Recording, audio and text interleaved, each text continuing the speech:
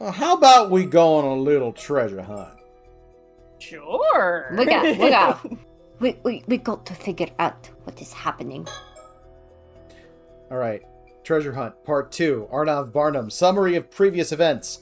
Avi and Cersei's quest for immortality is in full swing. Having pinpointed a likely location on their mysterious map, they ask BWHComics to investigate it on their behalf. However... Ooh. The next day. Hello, this is Ikuma. I'm calling about the seafloor investigation. I asked an armor diver to investigate the area because I was keen to get results as soon as possible. However, she has not returned. Date unknown, August 1984. Morning, Issei Bay, offshore. Which is why we're headed out there ourselves to assess the situation. We've nothing else to do after all. Do you even know how to drive boat? So he Pish asked posh. an armor diver to investigate the seafloor in the area. I guess in a place like this, it would be faster to hire an armor than a regular diver. Even in this age, you can still get some armors to do contracted dives, huh? It appears she was contracted to investigate for about an hour, at which point she was to return, even if empty-handed. I suppose the intent was just for her to survey the area to start with. However, several hours passed with no word from the diver. I can see why Ikuma was worried. We'll start by checking out the location. We can request a police search if need be. Cersei, do you have a bad feeling about this?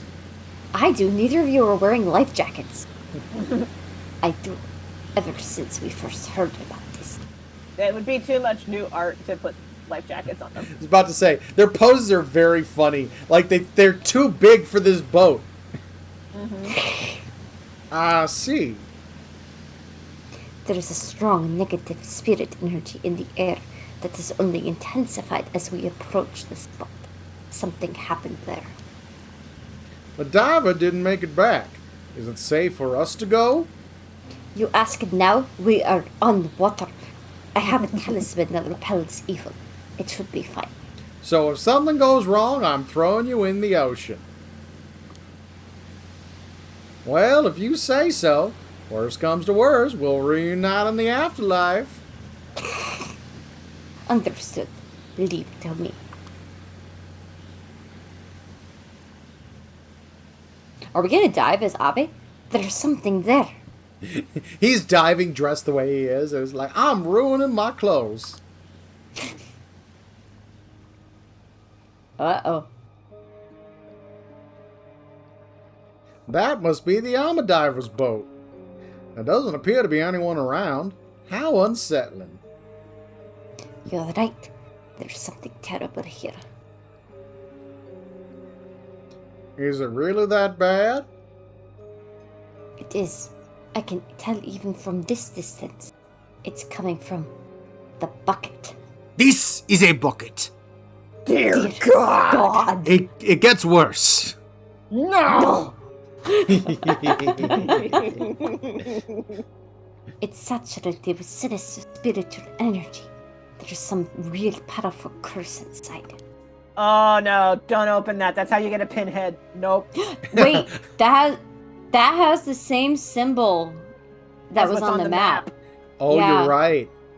Inside the bucket? Does that mean the armor diver found something on the sea floor and brought it up to the surface? And perhaps succumbed to the curse while trying to get it out? Yes, unfortunately.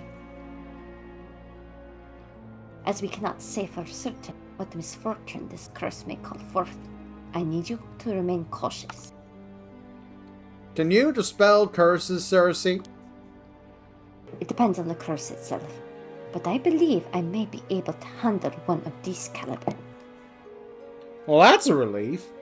Is it really safe for us to approach the boat, though? He's tilting his head. I can see it from here. Oh, yeah.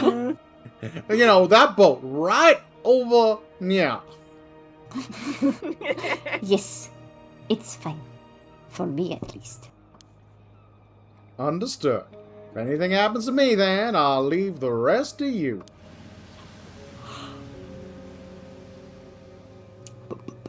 I just imagine the boat getting closer, like... Oh my! There's a small metal box in the bucket. This has to be the source. Can we take it? Yes, provided I can overpower the malice it's engulfed. Ha! That was it. It should be safe to touch now. I'll leave that part to you. Why, thank you, Ah! No problem. Whoa.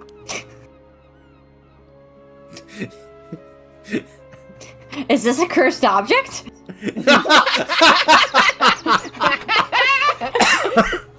I was already laughing at it. This just looks so silly. New meme just dropped. It's like, look at this clip art I'm holding. Yep. It's pretty heavy. What do you think this box is exactly? It appears to be quite old. It likely dates back to the same time period as your map. Here, take a look at the symbol on the top of the box. Do you recognize it from anywhere? I saw it on the map.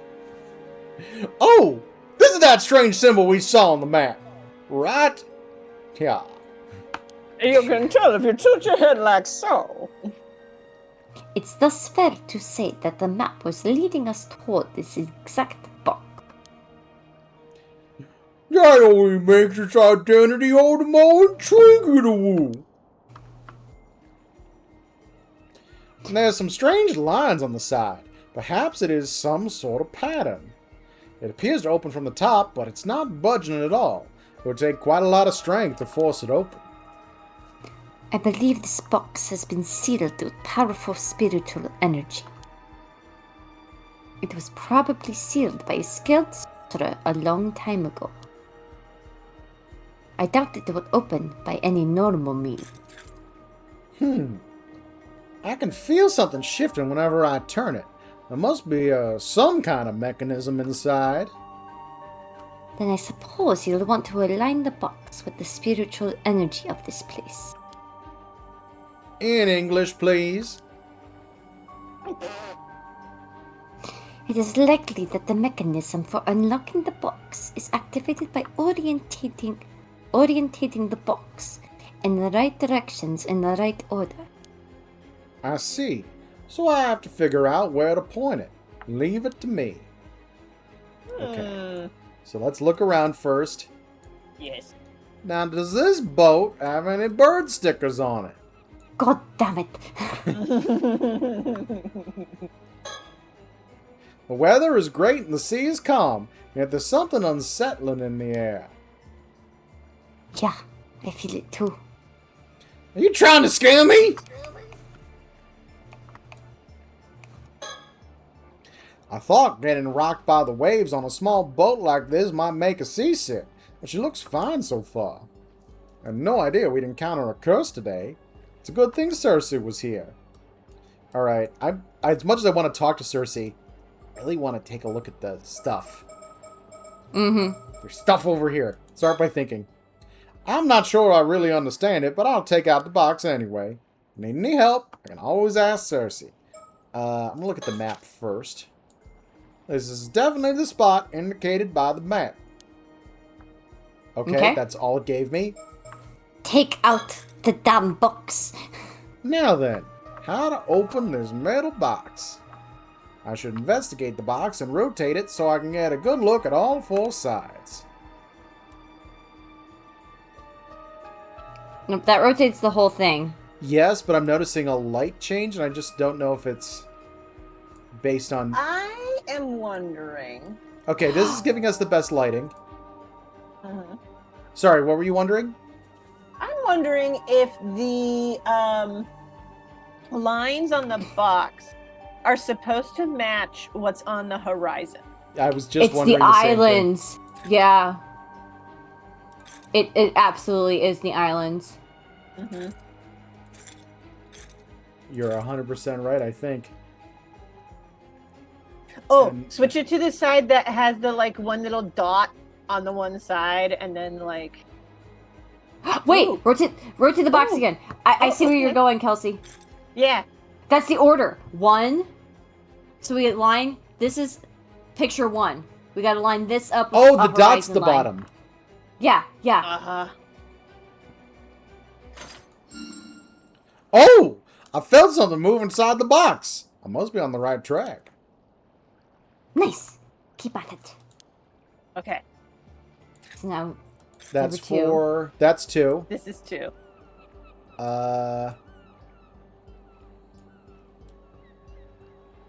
Looks like right there. Yep. All right, I'm on fire. That's 2. Nope, wrong way. There we go. Okay. 2 little islands. Oh, that should be it. Mhm. It's here. I found it. Oh, Good I'm job. sorry. Just one left. I got Cool. it. Just one left.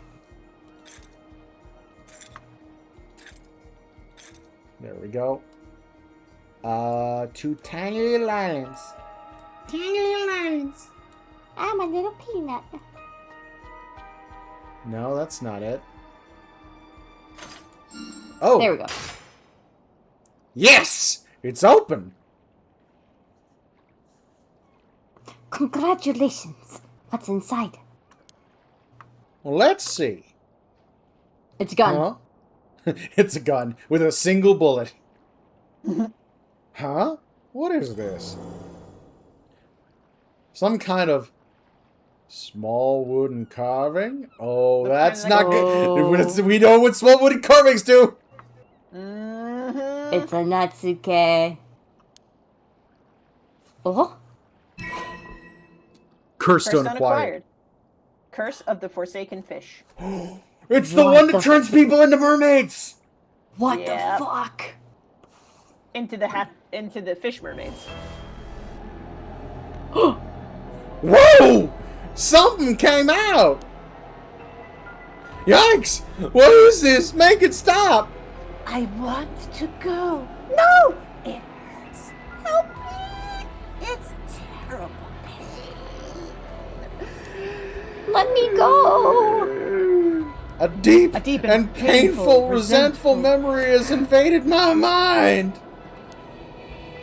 Drift forever.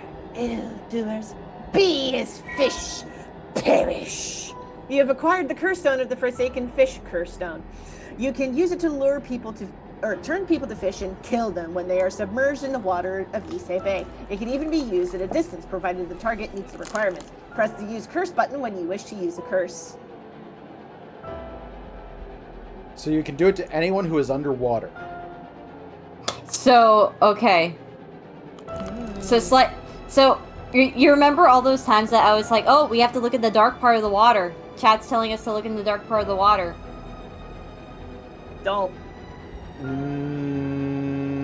Okay. No, they were saying this was the thing that they were telling us to look for. Apparently, you can see this. You can see this mermaid in the water if you look in the diving Oh. portion. Oh, we gotta do that.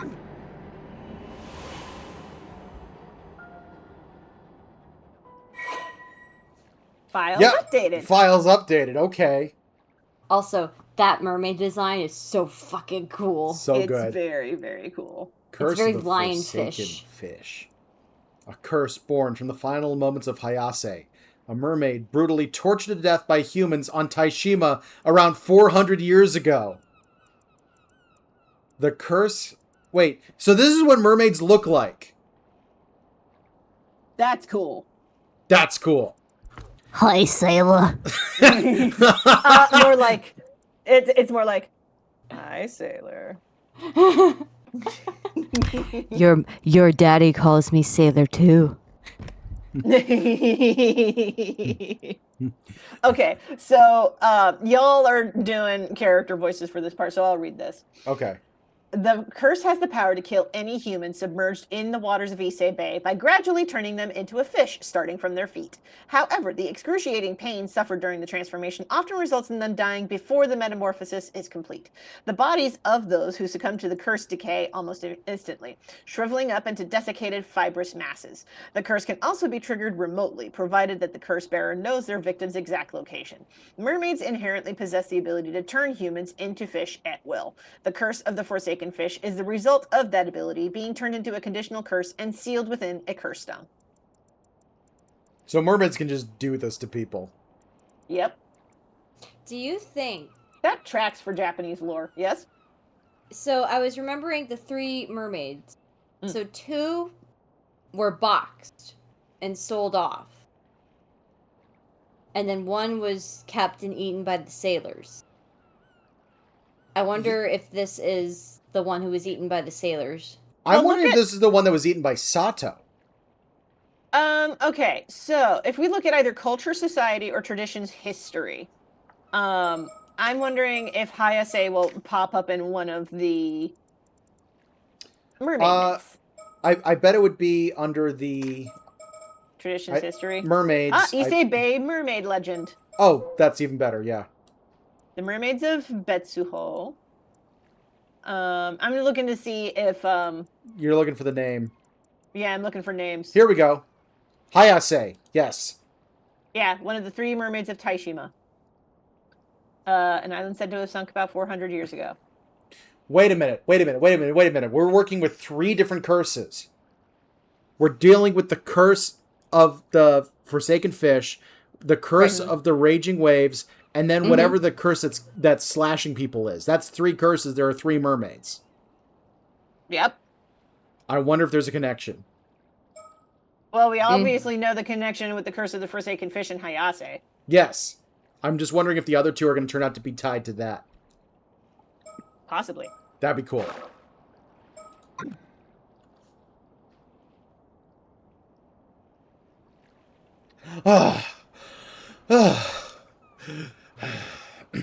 What the hell was that? I'm not certain. But I believe we may have just acquired a cursed tool known as a curse stone.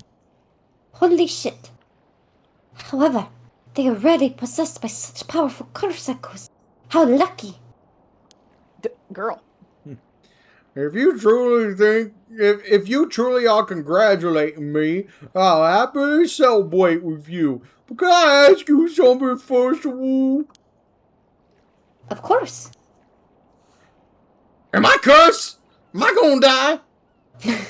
Am I going to have my head tilted like this forever? Also, you're a cop. You gotta tell me if you are.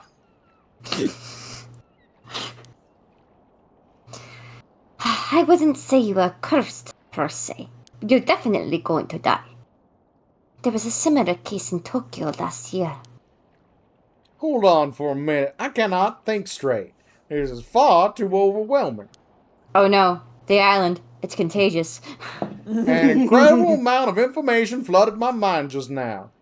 I need a moment to settle before I can take in anything else. You must mean the resentful memory held by the curse. It's a phenomenon wherein the events leading up to the curse forming are passed on to the curse bearer so that its grudge will spread.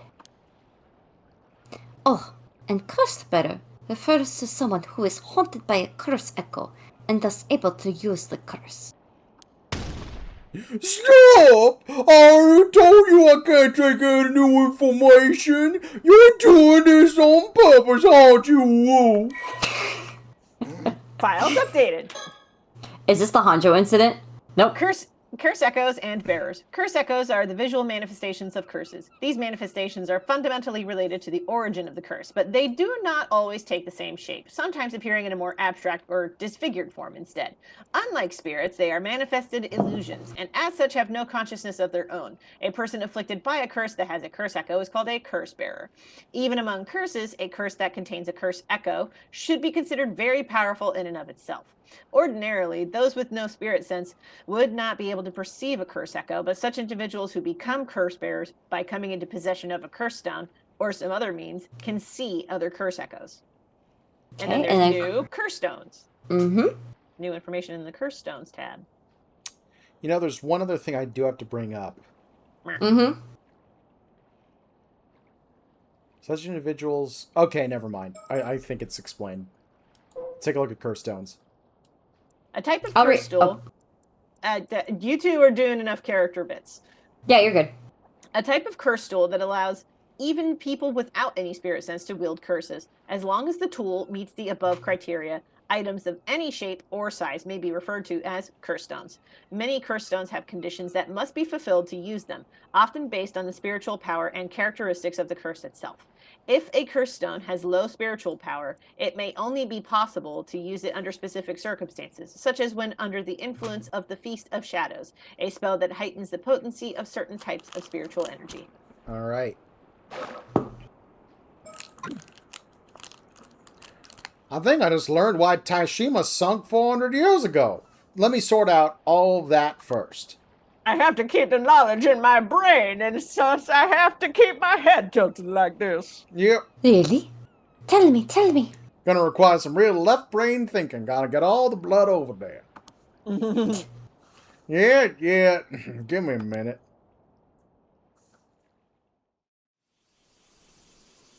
Date unknown, August 1982. Afternoon, Toba City area.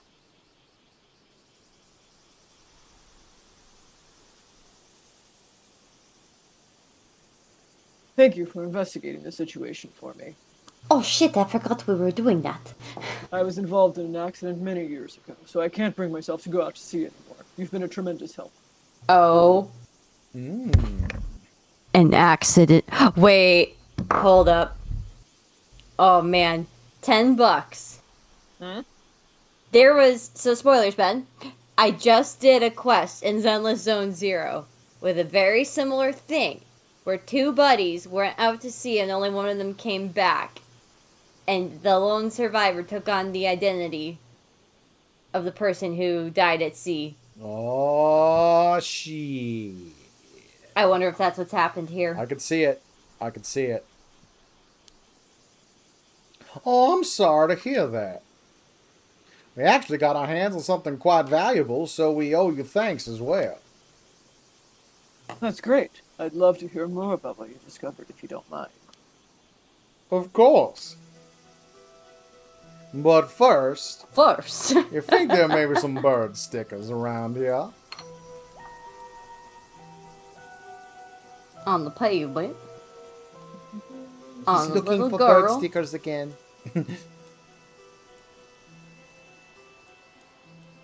On the man's massive pectorals. Alright, doesn't look like it. We're currently at the mouth of Kamo River. There's a residential area further upstream. It seems Mr. Akoma has just arrived in Toba, so we managed to meet up without any problems.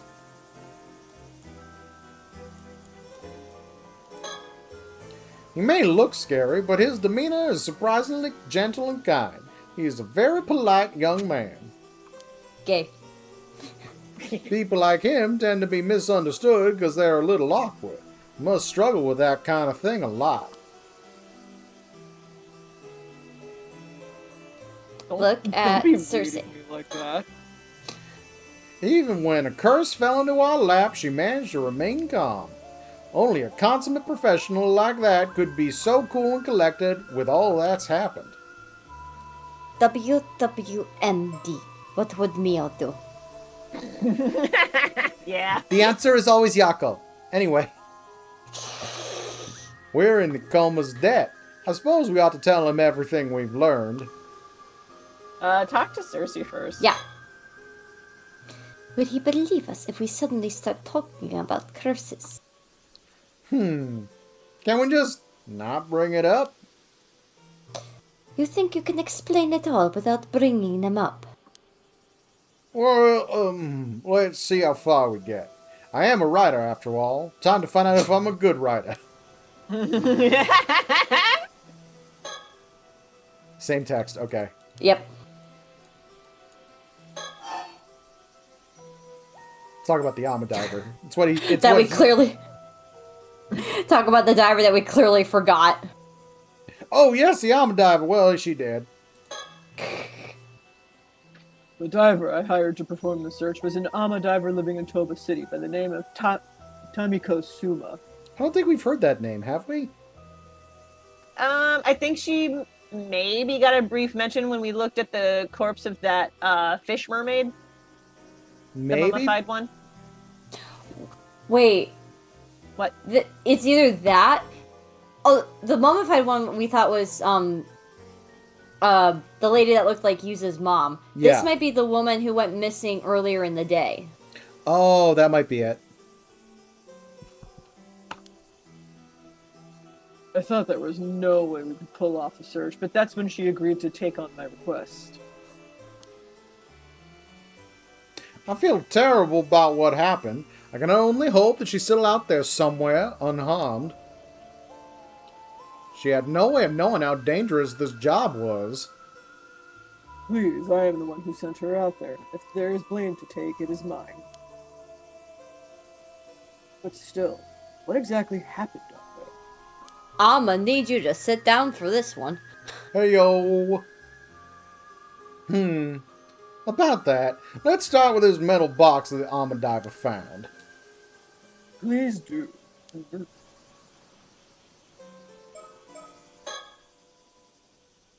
Nah, it's the same. But that hasn't changed. Keep going. Okay. Talk about the box. The box? What's in the box?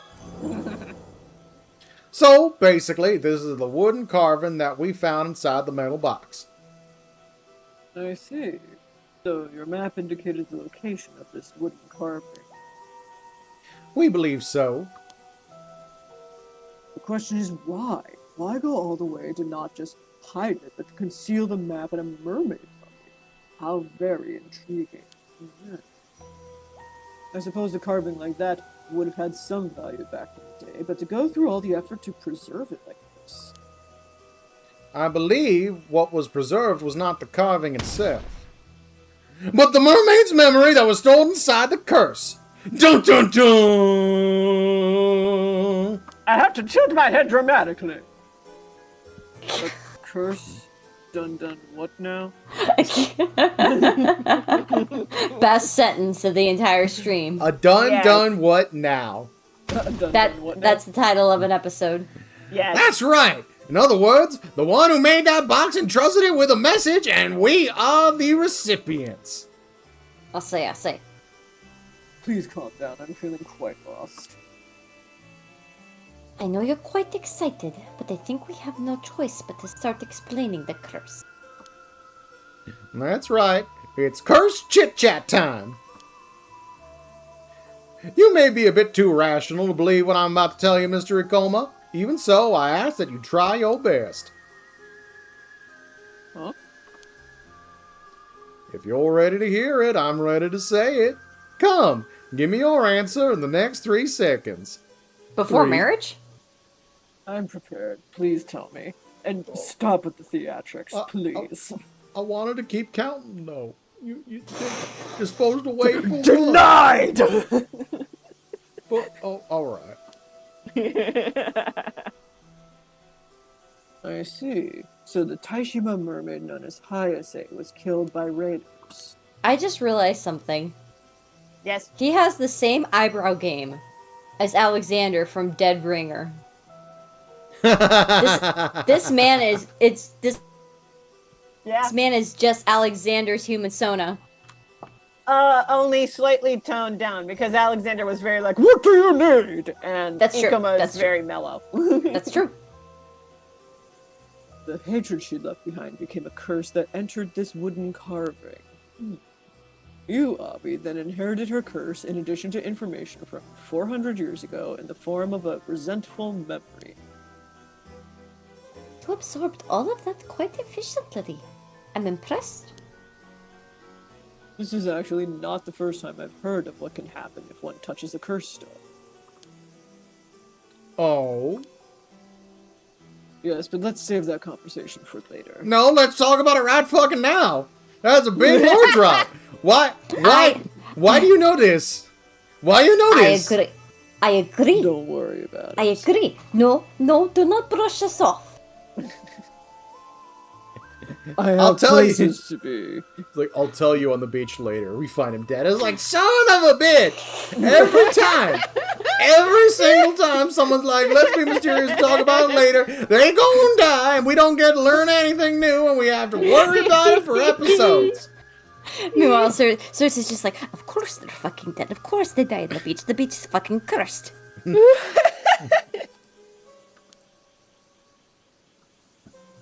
More importantly, we know what actually went down on Taishima 400 years ago. That's right. I know the truth. All of it. What happened, what didn't. I know it. Care to share with the class? You seem a bit frazzled. Do you need more time to collect your thoughts? There's no need to worry. I am prepared, but it will take some time to explain.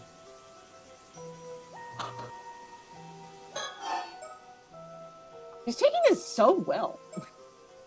I was thinking that too. Do we talk about Taishima, or do we keep clearing these out? We could try to clear the box. Want to check the box? That reminds me. I meant to ask about the metal box. If it's been lying on the seafloor for 400 years, how come it wasn't discovered until now? Boy, you have Why any is it idea not- how big the sea is? And why is it not corroded to shit? Well, that's a good question. Thank you. Asking the real ones. It was most likely sealed inside a rock or something until a few months ago.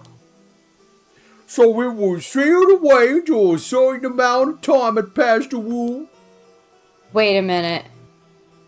When we go in the underwater diving segment next time, we need to go look at the symbol where the chains were. Yeah, I bet it's that symbol. Yep. No, I believe the boxes on ceiling may have been triggered by something.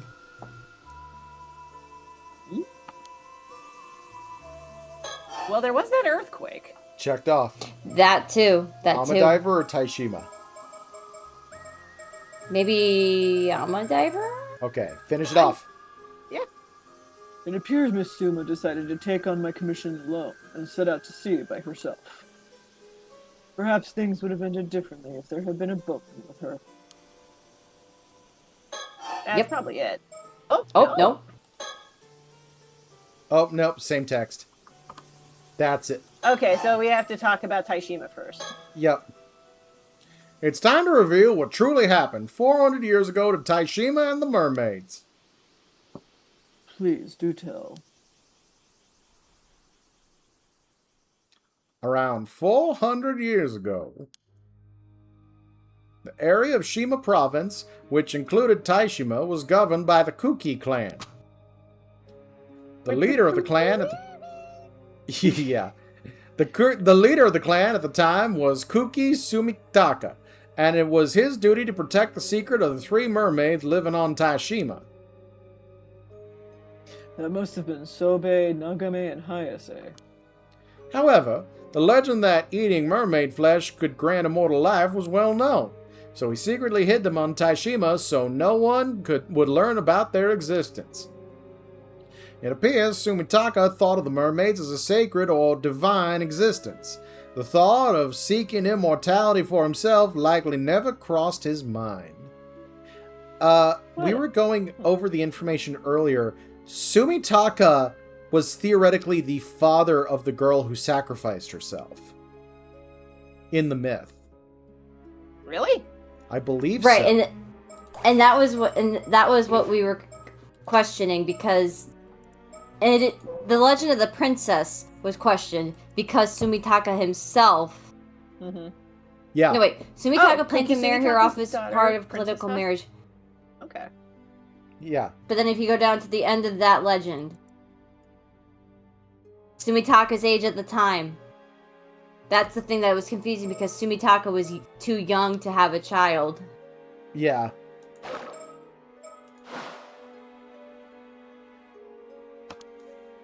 The land where the mermaids lived was a sanctuary that he fiercely protected at all costs.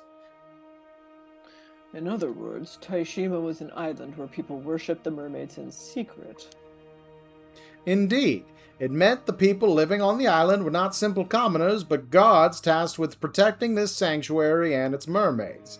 Sumitaka was so dedicated to keeping the mermaid secret that he kept the existence of Taishima out of historical records. The public believed the island was entirely uninhabited. I see. By keeping its existence hidden, he was able to keep the mermaids safe. However, a vassal of Sumitaka's uncle Yoshitaka learned about the existence of on Taishima. Yoshitaka's in that too. He's the one that may have murdered Sumitaka with poison. I think you meant to say they learned about the mermaids. Yeah, you meant to say he learned about the mermaids. Oh, did I say it wrong? My bad. Yeah. No, you got it roughly. Yeah. He passes information on to Yoshitaka, who believed obtaining immortality was a must to rise to the top in an era that was often plagued by war. He commanded his vassal to lead his army to Taishima and do whatever he had to do to return with the flesh of a mermaid. Sumitaka and those on the island resisted, but the invading army was far too powerful. The island was swiftly overrun. Ultimately, Hayase was captured and brought before the vassal. The vassal tortured her, demanding she grant him the power of immortality. But Hayase did not yield, even to the most hellish torments. She screamed and cursed with despair and anger until her dying breath. That's horrible. The hatred Hayase felt at the moment of her death led to the creation of the curse of the Forsaken Fish. And that is what I learned from the resentful memory inside the curse stone. But to be honest, that is only half. The other half leans this way. Can be. I was about to say the other half can be seen when you tilt your head like so. Half of what? Half of the memories. The other half is the memories of the one who left behind the metal box. Namely, the story of how the curse of the Forsaken Fish became a curse stone.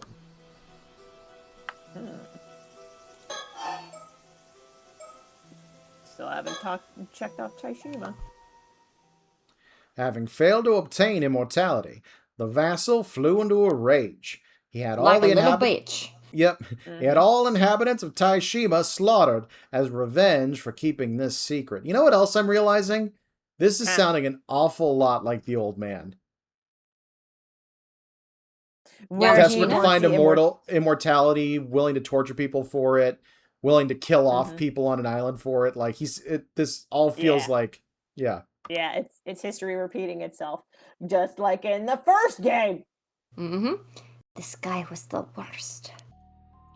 Finally, he continued his advance into the sanctuary the islanders had protected down to the last man. There, he destroyed its shrine. What irony that he came so close to the secret he had been so desperate to find. Are you saying the other two mermaids were still in the sanctuary? No, they had already fled Taishima. Actually, there were two other survivors. Sumitaka's adopted daughter, Princess Hatsune, also escaped the chaos of the invasion unscathed. Adopted. Yep. And there was one other islander who managed to survive as well, taking with him the treasure the mermaids had protected. So that's interesting.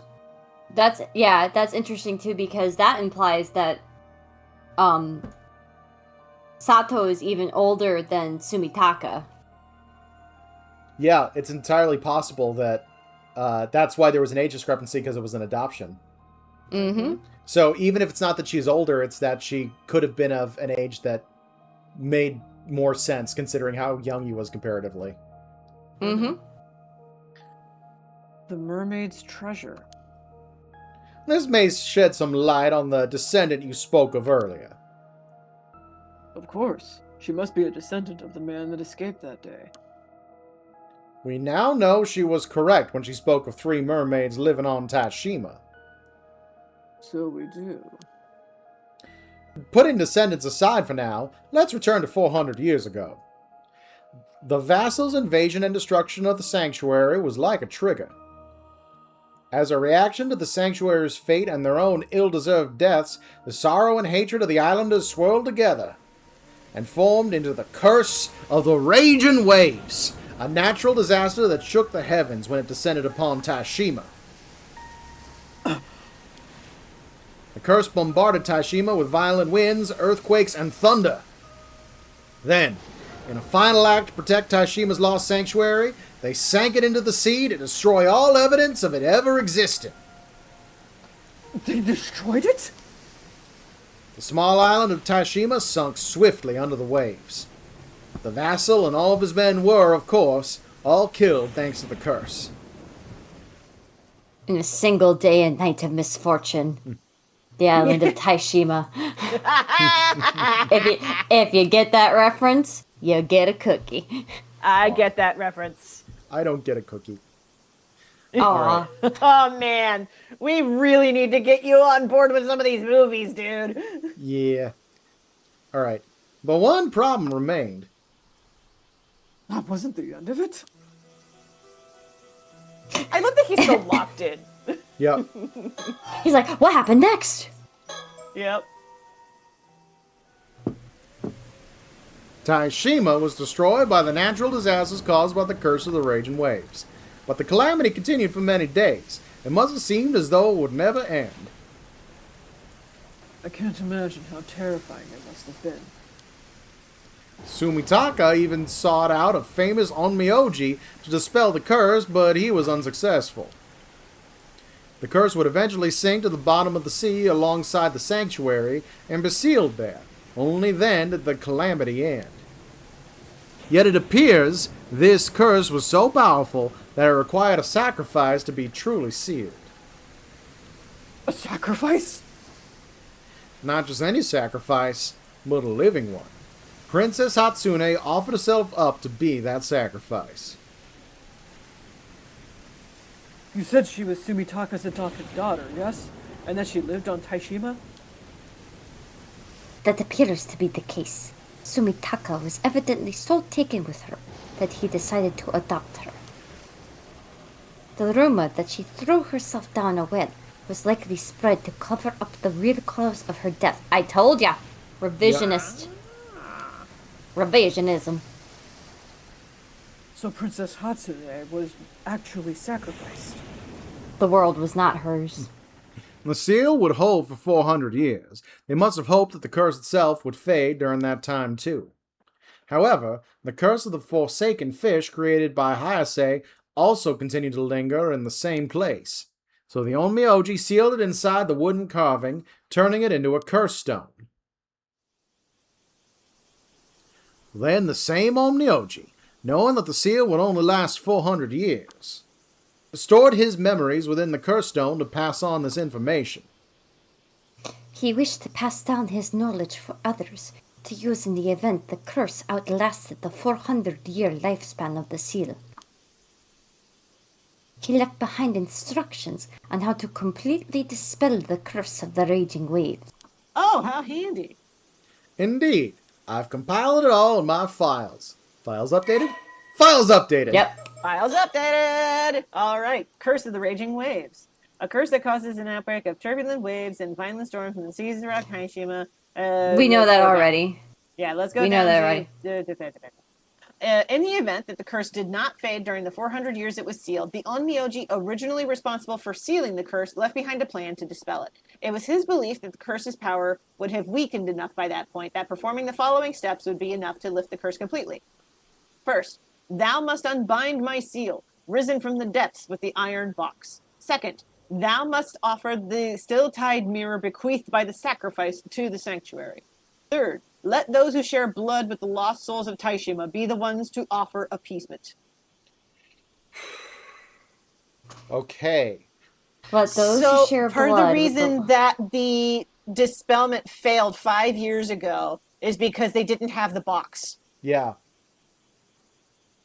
Thou must unbind my seal risen from the depths with the iron box. Second, thou must offer the still-tied mirror bequeathed by the sacrifice to the sanctuary. Yep. Third, let those who share blood with the lost souls of Taishima be the ones to offer appeasement.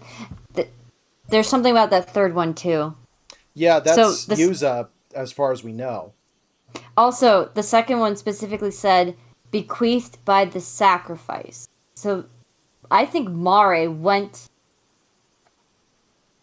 I think Tsukasa was right. She took Yuza in the event that something went wrong. But she was fully planning to die that day. You know, another thing that occurs to me that's kind of interesting. Those who share blood with the lost souls of Taishima, there are 3 people we know of that could refer to. Obvious one is Yuza. Mare is also theoretically in the picture, so it could refer to her. Mm-hmm. Wouldn't Sato also count?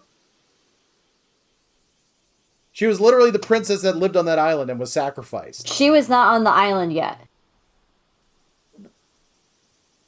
What? No, she was on the island when Taishima, fell. She was one of the last survivors.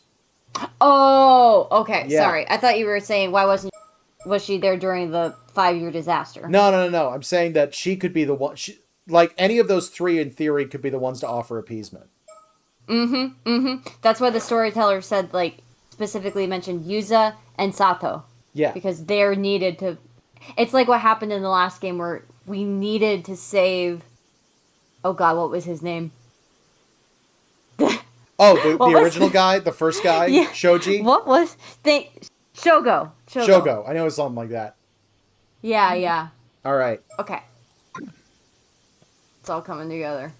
Oh, so that's what happened. And that wraps it up! I got all that info beamed into my brain in a flash, and yet I still managed to present it as an enticing narrative, eh? How amazing was that? You're impressed, right? Right? Hey, pull my finger. I wear my crown like this. You're utterly astounding. Wow. Incredible. Are you being sarcastic? I can never tell with you. Files updated. Okay, invasion of Taishima. Around 400 years ago during the Sengoku period, Oda Nobunaga was assassinated at Honnoji Temple. Kuki Yoshitaka, commander of the Kuki Navy, had steadily been gaining influence within the clan, but he now found himself at a crossroads in an era still racked by the turmoil of war. It was then that a vassal of the Kuki clan, Komatsu Sadamune, approached him with some intriguing information. According to Sadamune, 3 mermaids were said to be living on Taishima under the protection of some of the island's residents, even though the island was originally thought to be uninhabited. It was widely known through folklore that eating the flesh of a mermaid granted one immortality and eternal youth. Sadamune urged Yoshitaka to take advantage of this, suggesting that if he possessed such power, an invincible army would be his to command.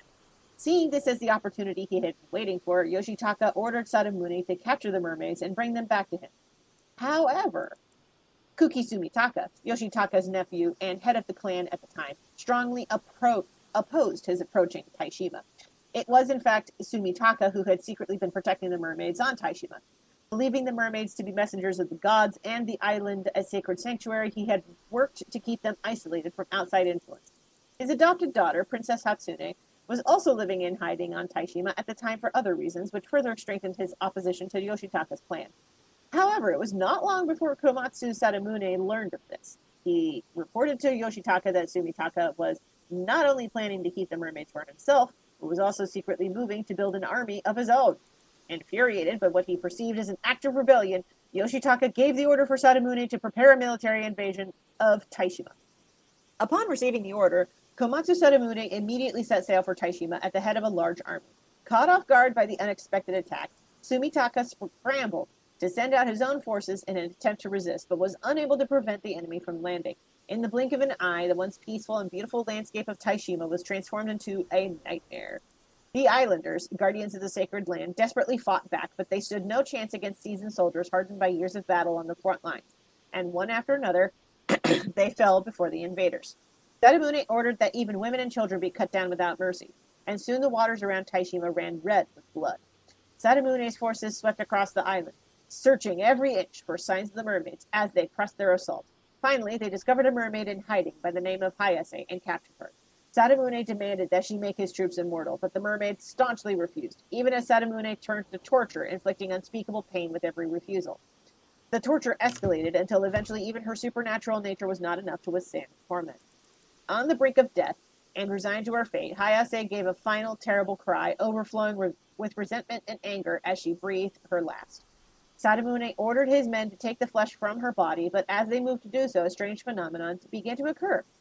All the soldiers who approached her body began to transform into fish, their bodies decaying rapidly as the transformation took hold. Hayase had cast a curse upon them with her dying breath. With the one mermaid Sadamuse had captured dead and his forces decimated, he began a mad search of the island in pursuit of the remaining 2 mermaids. Eventually, he found a deep cave in the interior of the island that extended far beneath the earth, reaching down to the sea floor. In the deepest part of the cave was a shrine and a door with a powerful seal over it that he couldn't open no matter how hard he tried. Convinced this had to be the entrance to the sacred land, the home of the mermaids, Sadamune gathered all his remaining gunpowder and artillery and unleashed it on the door, destroying both it and the shrine in the process. The next moment, a violent tremor racked the entire island, and the skies above were engulfed by a storm. The repercussions of his desecration of the sacred land and the resentment of the islanders he had senselessly slaughtered blended together, unleashing an all-consuming calamity that seemed to shake the very heavens and earth. Ravaged by fierce earthquakes and vicious storms, Taishima sank beneath the waves as if nature itself sought to protect the sacred land by erasing all traces of its existence. Thus were Taishima and the sacred land, along with Sadamune and his army, lost to the sea in an instant. The only 2 survivors of this tragedy were 2 mermaids and 2 islanders that had successfully made their escape from the island. Hayase had, in fact, stayed behind as bait to allow the others to escape. The 2 surviving islanders were Princess Hatsune and a man named Somekawa, who had been assigned the duty of protecting a relic important to the mermaids. Wait, Somekawa is the name of the woman that ran into the housewife in Soto. That was the name of the lady that the housewife and Soto ran into, being like, I don't know nothing. That's their ancestor. Yeah. Okay. However, the tale did not end with the sinking of Taishima. Sumitaka eventually made it to the seas near the island, but a fierce anger and resentment darkened the waters around it. And the curse born from these dark emotions, the curse of the raging waves, had given rise to a storm that continued to rage even several days after the incident. Furthermore, the curse born from Hayase's final moments, the curse of the Forsaken Fish, also continued to exert its influence on the area, causing anyone who entered the storm's domain to transform into a fish. The situation had grown beyond anyone's ability to control. Sumitaka, looking for a solution, turned to, Tsuchimikado Harukage, a renowned Onmyoji and friend of Princess Hatsune.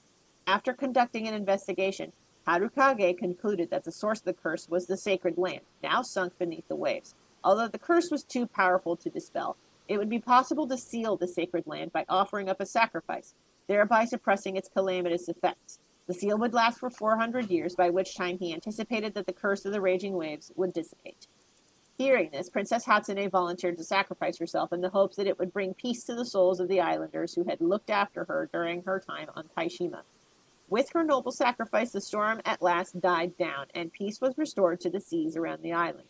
A bronze mirror in Princess Hatsune's possession at the time was imbued with power to serve as a talisman to calm raging waves, and was passed from person to person over the years, eventually making its way to Kamishima. Tsuchimikado Harukage was able to seal the curse of the Forsaken Fish in the wooden accessory that Princess Hatsune had been wearing, turning it into a cursed stone. Harukage used the resentful memories contained within the cursed stone to create a record of the event, which he sealed within a heavily locked iron box before concealing it in a rock on a seabed. In the event the curse of the raging waves had not abated even after 400 years, he made it so that the seal on the rock would be lifted at the same time as the seal on the sacred land, so that the record of what had happened and the method of undoing the curse would make its way to future generations. Meanwhile, to protect the sacred land and the mermaids, Sumitaka ensured all records of Taishima were erased, so no mention of the island or the disaster that had befallen it would make its way into historical accounts. He also concocted a tale in which Princess Hasane had thrown herself down a well in defiance of a political marriage in order to conceal her sacrifice. Afterwards, Kuki Yoshitaka, infuriated not only by his failure to obtain immortality, but also by the loss of his primary military force, murdered Sumitaka, who opposed him to the very end, and seized control of the Kuki clan in both name and nature. He had his vassals search the area around Taishima countless times after that, but it is said that they found neither the mermaids nor any trace of their existence. Okay, that lends a lot of credence So right before you came back, Kelsey, Ben and I were hypothesizing who the storyteller thinks we are. Okay. It might be Sumitaka. Yeah, I was thinking it could be Sumitaka because they mentioned the thing that he was due to be reborn because 400 years had passed. Uh-huh. We reincarnated as Sumitaka. The other one I do need to throw out there as a possibility, just because it'd be following the pattern of the first game, is Tsuchi Mikado Harukage. Because in the first game, Seimon was the one who... Spoilers. Well, yeah. If you haven't watched the first game, watch the first game. We've been doing spoilers the whole time. Yeah. But yeah, it turned out that we were Seimon, the person the Onmyoji who'd been dealing with all this stuff, who'd set it up so his spirit would return to help deal with this thing. So it could be that. Mm-hmm. So we've got options. Mm-hmm. I think I like the Sumitaka one most, though. All right. Okay, so there were a lot of proper names that were thrown around there. Which one was Sumitaka? Sumitaka was the one who adopted Hatsune. Who had been AKA protecting Sato. the place and had been... Okay. Yeah. Thank you.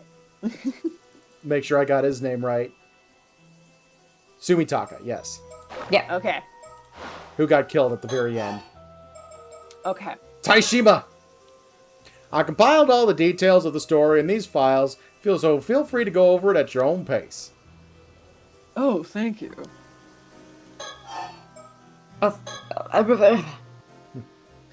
After Miss Suma found the metal box, you mean to tell me she died? It is likely. Excuse you. Oh, It is likely. If we consider that the curse of the Forsaken Fish had completely saturated the metal box. It is likely already too late for her. How horrible.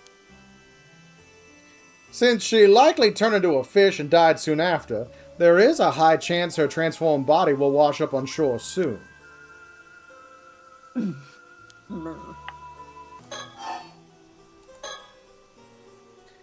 That same information. Maybe we have to talk to Cersei. Oh, try thinking. Nope, same stuff. Talk to Cersei. Cersei. Wait a second. Is something wrong? Avi, if someone is affected by the curse of the Forsaken Fish, the transformation starts at the feet and travels slowly up. Yes? I believe so, though it's hard to say for sure without witnessing it. If it is true, then that may explain the true identity of the fish mermaids discovered in this area. Oh. It could have been the bodies of those who died in the middle of transforming due to the curse of the Forsaken Fish. Oh, that's a convincing theory. Fish mermaids have been recorded as having only human heads or faces, or appearing human just from the chest or shoulders up. If the curse starts at the feet and travels upward, that would explain the variety of fish mermaids that have appeared. The process is so painful that most die mid-transformation. Then the curse causes the corpse to rapidly wither, forming a fibrous mass. Ah! It may even be the true identity of your mermaid mummy. Interesting. Still, without analyzing it directly, there was no way to know for certain. But perhaps this is why the mermaid mummies originating from Japan are of such high quality? What's that face for? I don't know. Of course, this doesn't mean that all fish mermaids and mermaid mummies are authentic. But it means there's a possibility.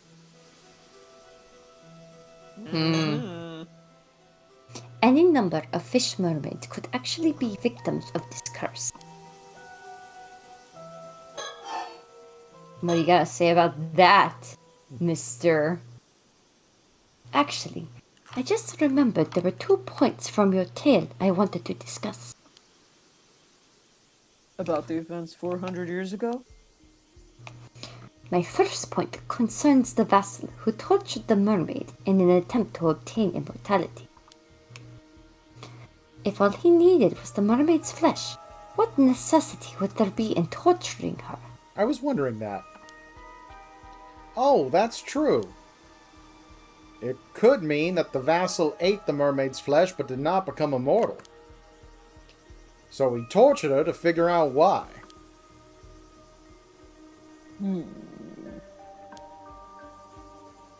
As for the second observation, I have a theory about the area you described as the sanctuary. Could it possibly be referring to an entrance to Ryugu? Ryugu? It is sometimes also referred to as the eternal world, or the world beyond, air quotes. In some legends, mermaids are priestesses who serve the ruler of Ryugu, the god of the sea. I see. If the sanctuary was actually an entrance to Ryugu, then that could mean that the mermaids were not living on Taishima, but merely traveling there from Ryugu. Yes, I believe that to be the case. It would also explain why the destruction of the sanctuary would inspire the fury of the god of the sea. Because to him, ruthlessness is mercy upon ourselves. Yes. Yes. I don't know what that means. That was for Chloe. It's from Epic. Oh, okay. One of the best songs in Epic. To be honest, it's difficult to believe that the grudges of the inhabitants of Taishima would be enough to explain what happened. How could they possibly engender a curse powerful enough to sink an island and linger for more than 400 years? However, it's quite easy to believe that the curse from Ryugu could maintain such power. That also explains the necessity of a living sacrifice. Of course one would be required to seal an entrance to Ryugu. But if the entrance to Ryugu was sealed, what became of the two mermaids that fled Taishima? I doubt Suai and Nagame managed to return to Ryugu. I believe they have been living here in the world for the past 400 years, waiting for the seal to be lifted. They just hid somewhere away from eyes. If that is true, then they've been successfully hiding for over 400 years. Of course, if they were to hide themselves at the bottom of the sea, it'd be practically impossible to find them. It is also possible they've been wandering the globe rather than lingering in one place. That could explain all the mermaid sightings around the world. They could all be these same two. Oh, this discussion of hiding made me realize something. I need to What find the mockingbird. What is it? Do you recall the story Mr. Ikumo told us yesterday of the mermaid who became human? Ah. Are you suggesting she decided to join human society because she could not return to Ryugu? It is a possibility we should consider. But that occurred only a few decades ago. Why would she decide to become human just before the seal was released? Perhaps her circumstances changed. We can only speculate on the motivations of someone who has lived for centuries. It is possible she did not feel compelled, but decided to become human out of her own desire. I want to be where the people are. See, your brain went there. Immediately I was like, goodbye, Laura? Also, look at the chat. Not the chat. Look at the actual text. Yep. We were right there. Yeah. Could she have met someone she wanted to live a mortal life with, like in The Little Mermaid? That is certainly possible, and quite romantic too. I'll have to write this down. It could make a solid novel. I'll call it Goodbye, Laura. Oh, I've just realized something. What is it? You heard about this mermaid from the descendant of the Taishima survivor, yes? That's correct. I feel it is only right that they are informed of the things we learned. We'd love to talk to her. We're quite curious about this mermaid treasure, too. It must have been passed down to them through the generations. I understand. I'll probably drop by her place later anyway, since I also have to handle the matter with Miss Suma.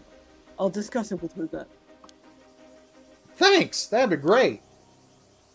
That said, in return, I have a favor to ask of you. Go ahead. We will do whatever we can. You said that seal of the entrance to Ryugu has been lifted. Is that correct? Yes, it has most likely been gone for several months now. Huh? Really? A horrible curse has been swirling around the area where Taishima used to be. It's possible that curse is the curse of the raging waves, and it surged up from Ryugu once more now that the seal has been lifted. The fact that we were able to open the metal box is proof enough that the seal has faded. That would mean the entrance to Ryugu is now open. Well, the situation is quite unstable now, what with the curse of the raging waves seeping in through the entrance. At any rate, what did you want us to do? There is an island called Kamishima that is located quite close to where Taishima once was. There is something I would like you to do for me there. This request does in fact have some relation to our current conversation. Oh?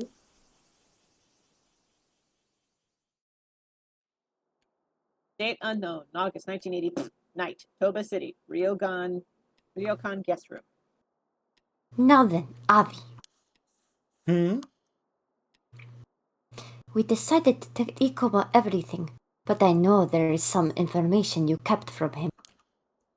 Oh, did I? Woo? Yes, something from the mermaid's memory. The real way to obtain immortality. Woo! That's right. I see no information to inform him about it. Woo. After all, no matter what he may say about tourist attractions, this guy is also after immortality.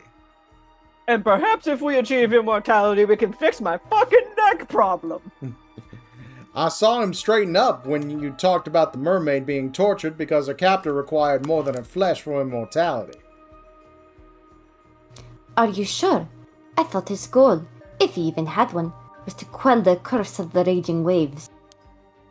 Perhaps there's that too. He even asked us to go to Kamishima and find the still-tied mirror in his stead. Shady. Shady. You did mention lifting the curse required the mirror as well as the help of the Taishima descendant, right? There was also something about lifting a seal first, but I don't know what that part's all about. Where are we going to even find a seal? It's not the right climate. Now, a sea lion, we might be able to find a sea lion. Well, I see no harm in quelling the curse, so I say we continue to cooperate for now. Agreed. Though I do wish we did not have to approach Kamishima at all.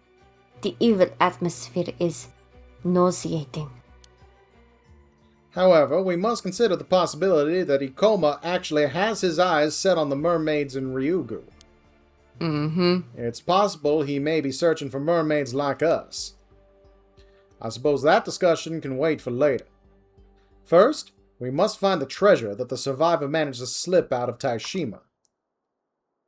You mean the treasure required in addition to mermaid flesh when attempting to gain immortality? Yes. It is a treasure known as the Tamate Bako. Mermaid flesh has to be put inside and purified by it to have any effect. So, provided one has both the flesh of a human mermaid and a Tamate Bako, then immortality is indeed attainable! Boom!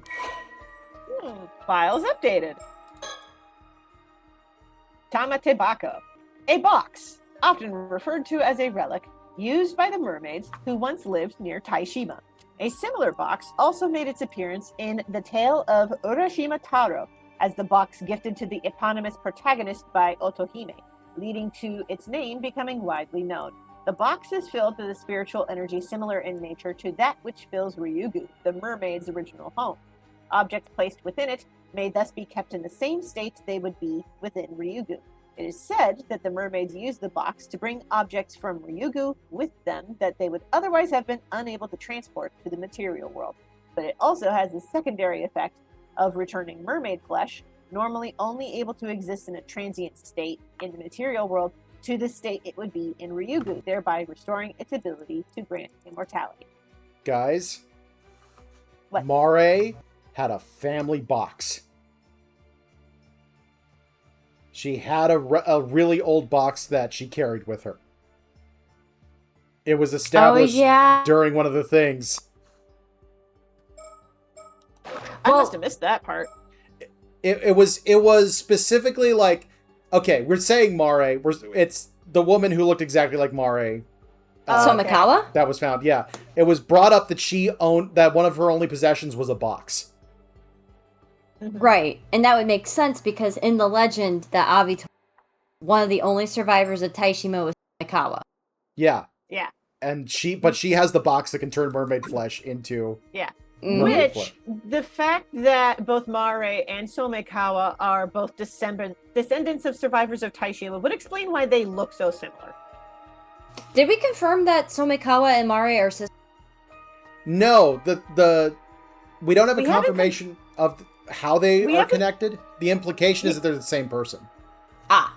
Yeah, no, we haven't like confirmed that they're the same person, but if they are separate people, the fact that they look similar could be explained by, they have the same ancestor. Yeah. Mm-hmm. Yeah. Okay. If we could meet with the Taishima descendant, they could probably provide us with information on the Tamate Bako. I concur.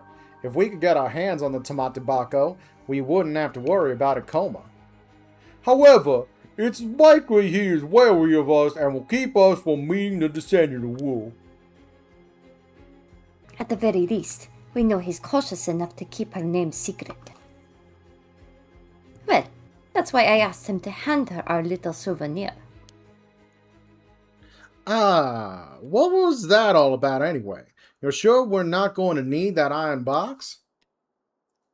I doubt we will need it again. Plus, you can think of it as a backup plan, not blackup plan. Whoopsie. Teehee. Regardless of what happens, we'll be able to meet with the descendant tomorrow. Let's get our hands on that mermaid treasure. Time to find a Tamate Bako. Okay.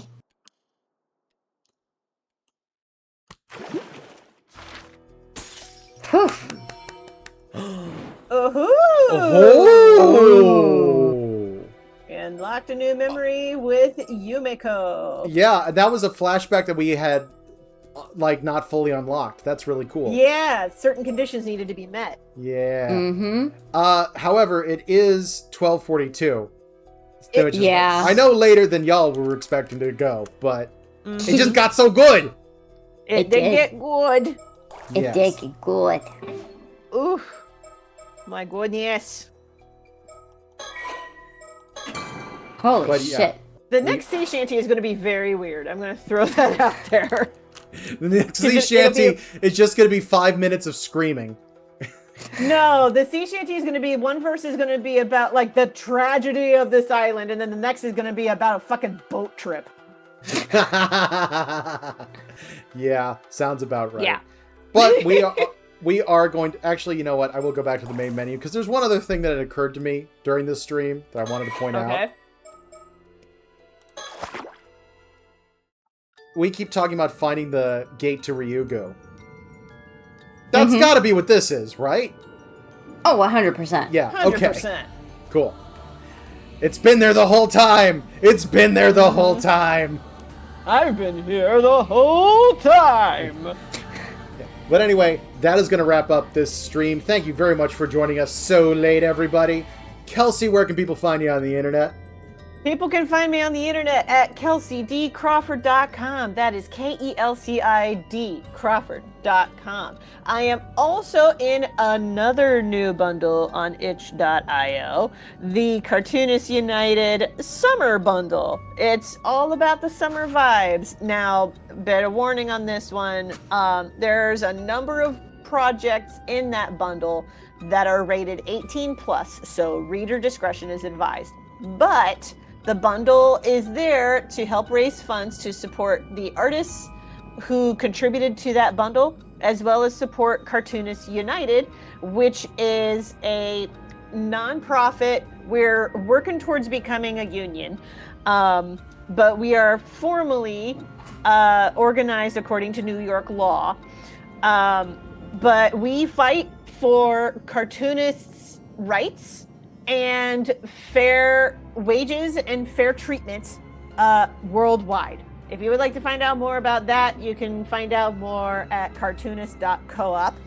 But yes, other than that, you can find me at kelseydcrawford.com, and you can find me again at Art on the Mall, July 26th at the University of Toledo. And Chloe. All right, I'll speed run it. Instagram, Pillow Fort, Blue Sky, Kokomomo Art, Tumblr, Purple-Pause. Beautiful. That's where I'll be. Yeah. And you can find me at BWHComics.com. I'm also at BWHComics on Patreon, Instagram, Twitch, YouTube, and Blue Sky. You can also find my Weeb Comic, Cospain, a Weeb Comic about cosplay and convention craziness over at cospaincomic.com. And as an additional reminder, if you are in the Pittsburgh area this weekend from the July 23rd to 26th, I will be at Techo helping with Trixie's formal ball lessons and helping run the formal ball and the informal ball. She and I will also be doing another dance exhibition. So if you guys want to check that out, it's going to be completely awesome. I don't know how much of it I'm supposed to say, so I might end up cutting this out later, but I will say you will particularly like it if you are a fan of Yakuza. So, that's going to wrap things up for now. Thank you very much for joining, and until next time, rock on, guys, and never stop drawing. Thank you all so much for watching and joining us in the chat. You are awesome.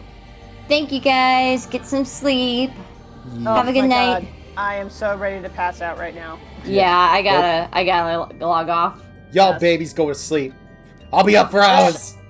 Look, we have a decent sleep schedule, Mr. Insomniac. Oh, look at me. I can sleep normal hours. Yeah. I have a healthy relationship with my body. All right. All right. Good night, everybody. Good night, you Good silly night, billies. everybody. Night, everybody.